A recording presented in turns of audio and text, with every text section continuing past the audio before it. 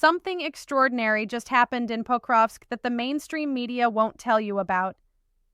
Russian forces advanced with what appeared to be complete confidence, moving through defensive lines as if victory was predetermined. But here's what actually unfolded. Ukraine had prepared something devastating. This wasn't just another frontline skirmish. This was a calculated trap that turned the battlefield into one of the most brutal engagements we've seen in months. The Russian command seemingly believed their momentum was unstoppable, that Pokrovsk would fall like dominoes. Instead, Ukrainian defenders transformed every street, every building, every intersection into a kill zone. What we're witnessing represents a fundamental miscalculation in military strategy, one that reveals deeper truths about this conflict that NATO analysts are only now beginning to understand. The casualties are staggering, the tactical implications are profound, and the geopolitical consequences of this single battle may reshape how both Moscow and Washington view the trajectory of this war. This is the real story of Pokrovsk, not the propaganda, not the headlines, but the raw tactical reality that's changing everything. To understand what really happened at Pokrovsk, we need to step back from the noise and look at the strategic picture that's been developing over the past several months. The Russian military command had been riding a wave of territorial gains across the Donbas region, and there was a palpable sense, not just in Moscow but among military observers worldwide, that Ukrainian defensive capabilities were beginning to crack under sustained pressure. City after city, town after town, Russian forces had been grinding forward with a methodical brutality that seemed unstoppable. Bakhmut fell, Avdiivka fell. Smaller settlements collapsed like a house of cards. And so when Russian units began their approach toward Pokrovsk, there was an assumption baked into their operational planning that this would follow the same pattern. But here's where things get interesting, and where we need to understand the deeper layers of what actually transpired. Pokrovsk isn't just another dot on the map. It's a critical logistical hub, a city that serves as a nerve center for Ukrainian supply lines running throughout the entire Donetsk region. Losing Pokrovsk wouldn't just mean losing territory. It would mean severing arteries that keep Ukrainian forces supplied, armed, and operational across a massive front. The Russians understood this. Ukrainian command understood this even better. And that mutual understanding created the conditions for what became one of the most significant tactical engagements of this entire conflict.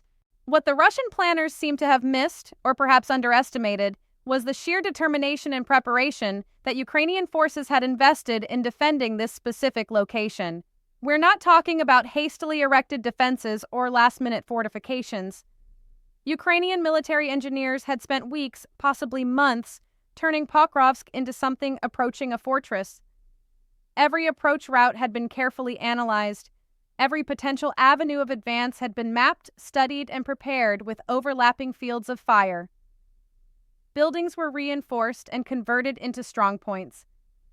Underground positions were dug and camouflaged. Artillery positions were pre-sighted on every conceivable target zone. This wasn't improvisation. This was methodical, professional military preparation at its finest. And here's what makes this so tactically significant. The Ukrainians made a calculated decision to let the Russians believe they could take Pokrovsk relatively easily. Intelligence reports suggest that Ukrainian forces deliberately thinned out their forward positions, creating the illusion of a weakening defensive posture. Russian reconnaissance units probing the outskirts encountered lighter resistance than expected. Drone footage showed what appeared to be Ukrainian withdrawal movements. All of this fed into a narrative that Russian command wanted to believe, that Pokrovsk was ripe for the taking, that one more push would crack the Ukrainian lines and open up the entire operational area. So, when Russian assault units moved forward, they did so with confidence bordering on hubris. Mechanized columns advanced along predictable routes. Infantry units moved in concentrated formations designed for rapid exploitation rather than cautious advance. Artillery preparation was substantial but followed conventional patterns.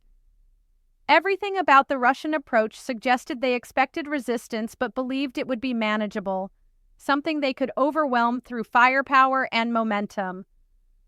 They marched in like they owned the place because, based on their recent experience and the intelligence picture they were seeing, they had every reason to believe they would own it within days. The initial contacts seemed to confirm their expectations. Ukrainian forward positions engaged, but then fell back. Russian units pushed deeper into the urban outskirts, taking buildings and intersections with what must have felt like acceptable losses. Radio intercepts from this phase suggest Russian commanders were reporting progress, marking objectives secured, requesting permission to continue the advance. The trap was being set, and the Russians were walking right into it. Then everything changed. As Russian forces penetrated deeper into Pokrovsk, they found themselves in a killing zone so carefully prepared and so brutally effective that it transformed the entire character of the battle. Ukrainian positions that had seemed abandoned suddenly erupted with devastating fire. Anti-tank teams that had been hiding in reinforced basements engaged Russian armor at point-blank range where reactive armor is least effective. Machine gun nests positioned in multi-story buildings created interlocking fields of fire that turned streets into death traps. Artillery and mortar fire began falling with precision that suggested every impact point had been pre-registered weeks in advance. What the Russians discovered, too late, was that they had advanced into an urban environment where every Ukrainian advantage was maximized and every Russian advantage was negated. Their armor couldn't maneuver effectively in the narrow streets. Their artillery support couldn't engage targets without risking massive collateral damage to their own advancing units.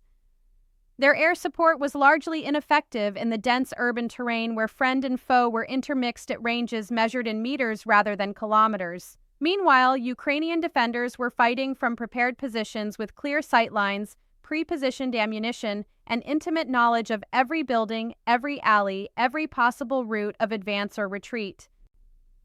The bloodbath that ensued wasn't the result of Ukrainian desperation or random violence. It was the product of careful planning meeting tactical opportunity.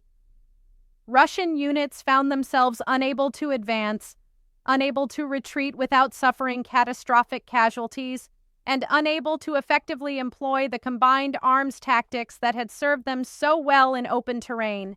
Tank crews that had dominated battlefields across the Donbass found their vehicles transformed into steel coffins in the urban maze of Pokrovsk.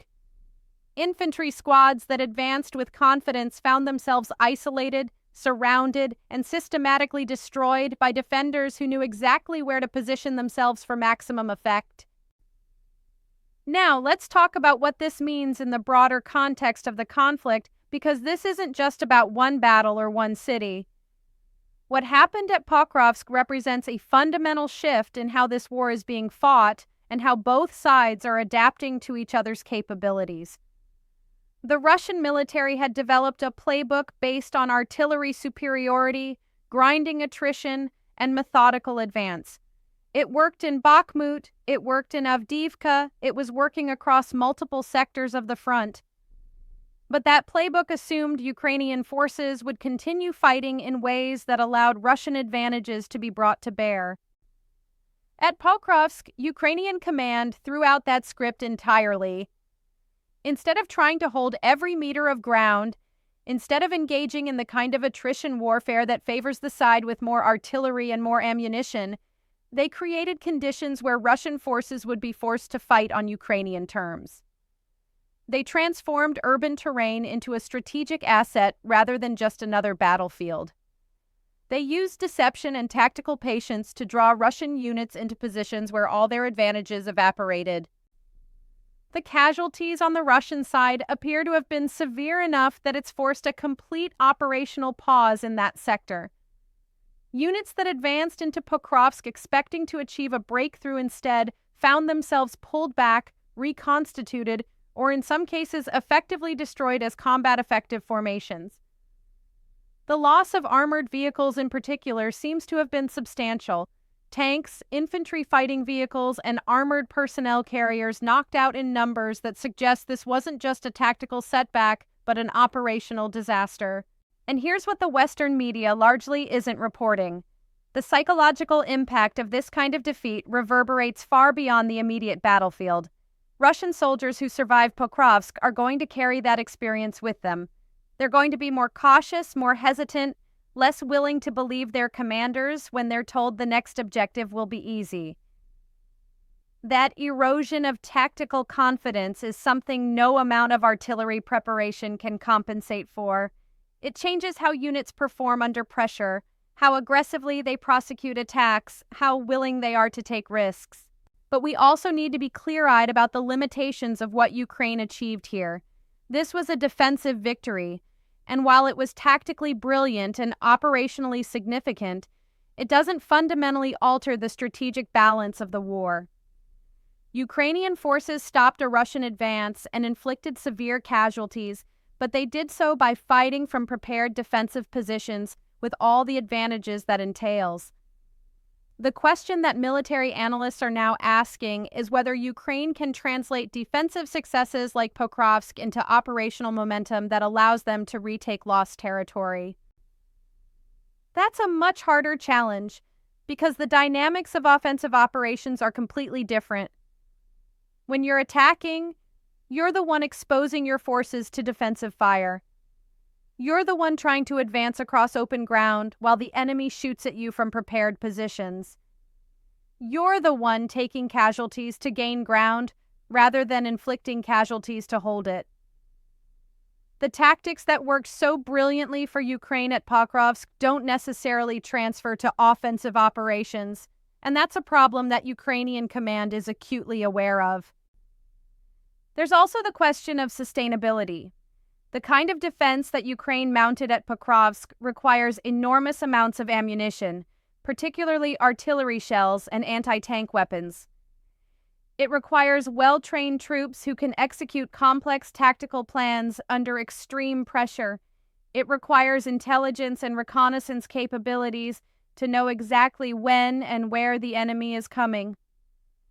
All of these things are finite resources, and the hard reality is that Ukraine is dependent on Western support to maintain the flow of these critical supplies. This brings us to the geopolitical dimension that I mentioned at the beginning, because what happens on the battlefield in Pokrovsk doesn't stay in Pokrovsk. It influences decision-making in Washington, Brussels, Moscow, and Beijing. When Ukrainian forces demonstrate that they can still mount effective defensive operations and inflict serious casualties on Russian attackers, it strengthens the argument in Western capitals that continued support is worthwhile, that Ukraine can still fight effectively, that the investment of weapons and ammunition is producing results. Conversely, it creates pressure in Moscow to demonstrate that Russian forces can adapt and overcome these defensive tactics, that the overall trajectory of the war still favors Russia despite tactical setbacks. The challenge for Russia is that adapting to what Ukraine did at Pokrovsk requires either accepting much slower rates of advance with correspondingly higher force-to-space ratios, or developing new tactical approaches that can neutralize Ukrainian defensive advantages in urban terrain. Both options are resource-intensive and time-consuming. Slow, methodical advances require more troops to hold secured territory and protect supply lines.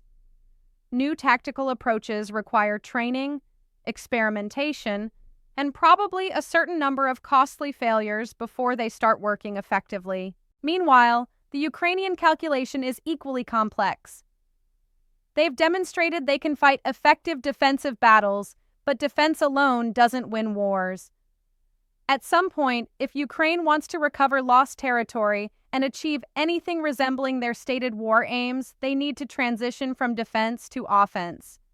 That transition is extraordinarily difficult, especially when you're facing an enemy that still maintains substantial advantages in artillery, aviation, and overall force size. The window for such a transition may be limited by factors Ukraine doesn't fully control: Western political will, ammunition supplies, the training pipeline for new units, the degradation of existing forces through continuous combat. What makes the Pokrovsk battle particularly significant is that it demonstrates Ukrainian forces still have the tactical sophistication and operational capability to contest Russian advances effectively when they choose their ground carefully and fight on their terms. That's not a small thing.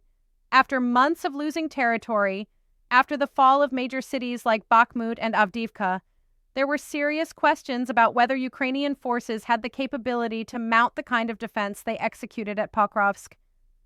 They answered those questions definitively, and in doing so, they've reminded everyone, including the Russians, that this war is far from decided.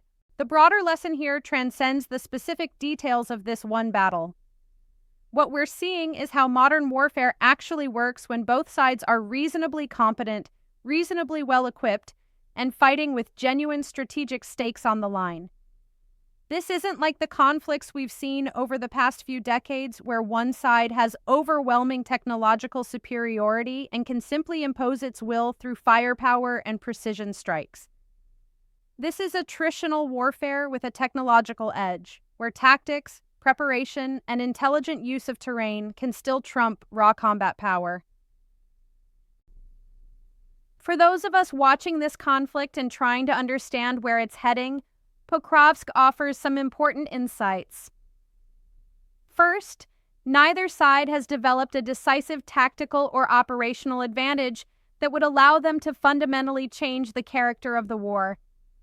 Second, urban terrain continues to favor the defender enormously, especially when that defender has time to prepare and the will to fight. Third, the side that can better adapt its tactics to exploit enemy mistakes and create favorable tactical conditions will accumulate advantages over time, even if those advantages don't immediately translate into strategic gains. The human cost of what happened at Pokrovsk is staggering, and we shouldn't lose sight of that amid all the tactical analysis. We're talking about thousands of young men, Russian and Ukrainian, who went into that meat grinder and didn't come out, or came out shattered physically and psychologically. Every one of those casualties represents a family destroyed, a future erased, a life cut short for objectives that may or may not matter in the grand sweep of history. War is always a human tragedy, but modern urban combat is tragedy on an industrial scale. Looking forward, the question is what comes next. Russian forces have demonstrated they can take Ukrainian cities through sustained artillery bombardment and methodical advance, but Pokrovsk showed the cost of that approach when the defense is properly prepared and executed. Ukrainian forces have demonstrated they can still fight effective defensive battles, but the strategic initiative largely remains with Russia, which can choose where and when to attack. The West continues to provide support, but political dynamics in the United States and Europe create uncertainty about how long that support will continue at current levels. What happened at Pokrovsk matters because it's a data point in a larger story about how this war is evolving. It's not the end of anything, and it's probably not the beginning of anything either. It's a moment where tactical excellence met strategic opportunity, where preparation met execution, where one side made assumptions that proved catastrophically wrong. Those moments matter in war because they shape perceptions, influence decisions, and alter the trajectory of campaigns. But they're only moments. The war continues, the grinding attritional dynamic continues, and the ultimate outcome remains uncertain.